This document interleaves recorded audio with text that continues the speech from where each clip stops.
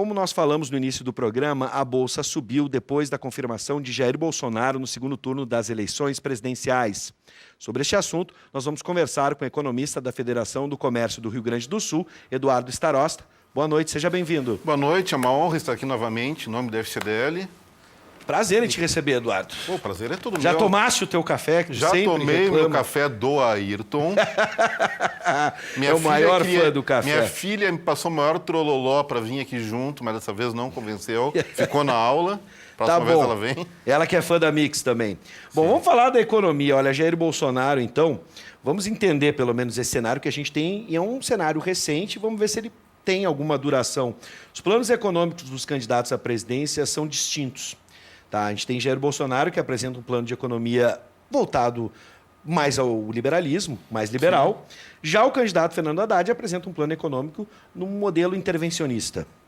Quais as principais diferenças que tu consegue perceber, e até mesmo representando a federação, tu consegue identificar, então, entre esses dois modelos que a gente está em disputa agora no segundo turno? Olha, é uma diferenciação bastante simples e uma opção bastante simples das pessoas que vão votar no segundo turno. Tem um programa de governo, como você mesmo falou, Bives, que é intervencionista, ou seja, busca uma maior intervenção, uma maior ingerência no processo econômico, com o objetivo de quê? De provocar uma redistribuição de renda. Significa o que é isso? Aumento de impostos para beneficiar, com esses impostos, vamos dizer, as populações de mais baixa renda. Então, os carros-chefe do programa do Haddad é basicamente o quê? Bolsa Família e uma reedição do Minha Casa Minha Vida, ou seja, programas assistenciais. Já as pessoas mais ligadas ao candidato Jair Bolsonaro pensam de uma maneira bastante diferente. Eles consideram, e nisso a federação, a FCDL concorda, que o Estado está extremamente inchado, a carga tributária está muito alta, ou seja, pagamos muitos impostos, e isso aí tem que desinchar para dar mais vitalidade para a economia e voltarmos a crescer. Bom, a gente tem aqui, na avaliação de outros especialistas, ambos modelos terão de ser revistos de alguma forma e não poderão ser implementados em sua totalidade. Perfeito. Qual seria o mais adequado para a atual situação da economia do país, com a tua percepção? Olha, na minha percepção, o que tem que fazer? De fato, o Estado está muito inchado. Tá? Nós temos aí, nós trouxemos na participação anterior um cálculo que mostra que o brasileiro médio deixou de pagar em torno de 3 mil por ano de impostos para a federação, para a União, e passou a pagar quase R$6.700 ao cabo de, se não me engano, 16 anos. Ou seja, os impostos aumentaram muito e influenciam, sim, a vida das pessoas. A minha vida, a vida do telespectador, a vida de todo mundo. E, como nós comentamos naquele momento, esse dinheiro a mais que o Estado recebeu não resultou em melhores serviços públicos. Então, sim, eu acredito que seja a hora de desinchar isso aí e gerar mais produtividade no setor público e, dentro do possível, que não vai ser de uma hora para outra, diminuir essa carga fiscal no sentido de dar mais dinheiro na bolsa do trabalhador, dos empresários, para consumir, para investir. Essa é a minha opinião pessoal. O que eu vejo por outro lado? Por outro lado, nós vemos também que não adianta fazer isso com muito radicalismo. Por exemplo, a Venezuela, o que aconteceu, agora fala que a Venezuela é culpa do Maduro e do Chávez. Mas, para se chegar a um Chávez, teve uma elite venezuelana que tinha, vamos dizer, um grande poder econômico, que não entendeu que havia uma pressão das bases da população que provocou uma revolução desastrosa lá, mas provocou uma revolução. Então, é um momento, sim, de moderar um pouco os dois lados. Eu diria, se eu pudesse dar um recado para o Haddad, Haddad, vamos mais devagar, vamos tentar ver como aumentar a eficiência do Estado, vamos ver como reduzir um pouco de impostos e, vamos dizer, mantenha o teu projeto assistencialista dentro do razoável. Eu diria para o Jair Bolsonaro, olha, capitão, em tese, posso dizer que concordo com a tua linha, mas vamos maneirar também. Vamos ver que existem pessoas numa situação que não tem como, tá, ter uma dívida digna de acordo com o conhecimento que tem. Então, vamos auxiliar essas pessoas, mas proporcionar o quê? Proporcionar que essas pessoas agreguem conhecimento e agreguem condições de trabalho para superarem esse momento de desalento. Bom, o pouco que eu, pelo menos, escuto falar em economia, uma das palavras, muito se falou em um dos pensadores da economia, Keynes, se falava muito, o modelo keynesiano de investimento no Estado, o Estado colocando dinheiro na economia através de obras, enfim. Acho que essa demanda vai cair no colo dos dois. Muito se fala aí na estrutura do país. Se há poder de investimento, a gente passou por PACs e PACs, né? A gente viu obras que não se acabaram em estrutura, especialmente no modal. A gente passou por uma greve dos caminhoneiros. Sim.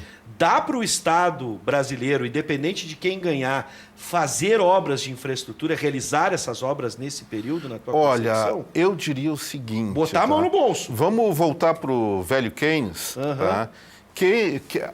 Vamos dizer, a teoria de Keynes foi usada na Grande Depressão norte-americana. O que acontecia naquele momento?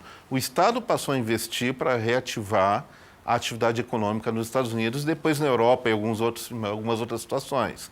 Mas, vamos dizer, ao oposto do que acontece hoje no Brasil, naquele momento o Estado norte-americano estava entesourado, tinha dinheiro.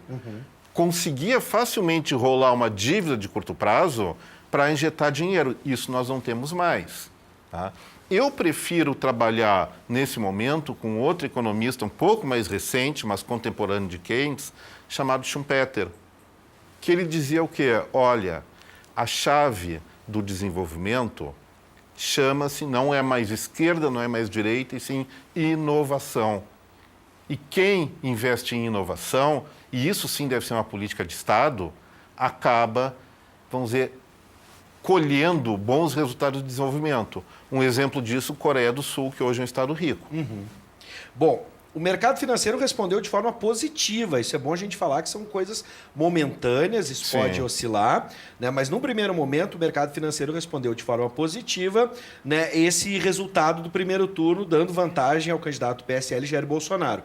Em um eventual cenário em que Bolsonaro seja presidente, né? Chegue à presidência, a tendência é que o mercado financeiro apresente esse crescimento. Isso é só uma empolgação ou tu consegue perceber assim digamos assim, uma boa vontade maior do mercado com o Jair Bolsonaro? Eu diria o seguinte, tá? Quando o Bolsonaro começou a subir nas pesquisas, há 2, 3 meses atrás, e o candidato do mercado, que era o Geraldo Alckmin, não subia, a cada pesquisa a bolsa caía e o dólar subia. Agora mudaram de opinião em relação ao Bolsonaro, talvez por quê?